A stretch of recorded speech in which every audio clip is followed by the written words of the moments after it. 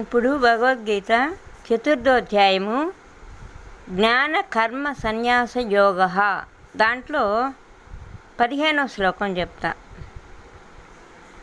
ఏవం జ్ఞాత్వా కృతం కర్మ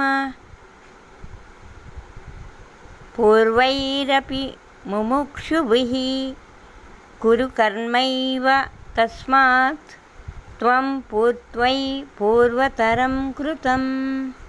అంటే ఓ అర్జున, ప్రాచీనులైన ముముక్షువులు అంటే మునులు ఉంటారు కదా, మునులు అడవుల్లో అట్లా తపస్సులు చేసుకుంటూ వాళ్ళు ఈ విధముగా ఏ విధంగా నా తత్వ రహస్యాన్ని తెలుసుకొని కర్మలను ఆచరించి, కావున నీవును ఆ పూర్వుల వలనే నిష్కామ భావంతో కర్మలను ఆచరింపుము. అంటే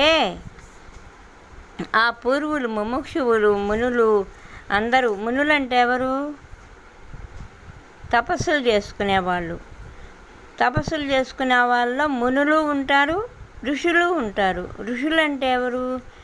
ఒక్కొక్క గోత్రానికి మనకున్నాయి కదా గోత్రాలు. ఇప్పుడు కౌండిన్య గోత్రం అనుకో, ఇంకోటి వచ్చి భరద్వాజ గోత్రం. ఒక్కొక్కరికి ఇళ్ల పేర్లతో కలిపి గోత్రాలు ఉంటాయి.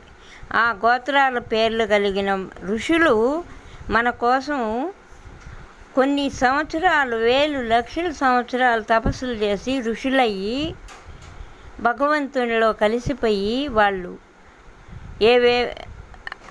మన పూర్వీకులు వాళ్ళు అట్లా నిలబడిపోయినాయి అన్నమాట. మనకి ఏవి ఈ గోత్రాలు. ఆ గోత్రాలు చెప్పుకుంటే వాళ్ళు చేసిన తపస్సు అయిన ఫలితాలు కొంచెం మనకి ఇబ్బందులు కలగకుండా మన తరాలు వస్తాయని చెప్పి ఆ గోత్రాలను పెట్టుకుంటారు. కొంతమందికి కౌండిన్య గోత్రం, కొంతమందికి భరద్వాజ గోత్రం, ఏదో ఇంకా చాలా గోత్రాలు ఉన్నాయి. అది రకాలు ఉన్నాయి. అవి ఒకరోజు చెప్పుకుందాం, భగవద్గీతలో అవసరం లేదు. కానీ ఆయన ఇట్లాంటివన్నీ చూసి తెలుసుకున్నారు కాబట్టి నువ్వు కూడా పూర్వుల్లాగానే నిష్కామ కర్మ అంటే కోరికలంటూ లేకుండా ఉండి నీ పని నువ్వు చేసుకుంటూ, నీ పని నువ్వు ఆచరిస్తూ నన్ను ధ్యానిస్తుంటే నీకు కర్మలను ఆచరింపవు, నీకేవి కూడా వర్తించవు. జై శ్రీకృష్ణ.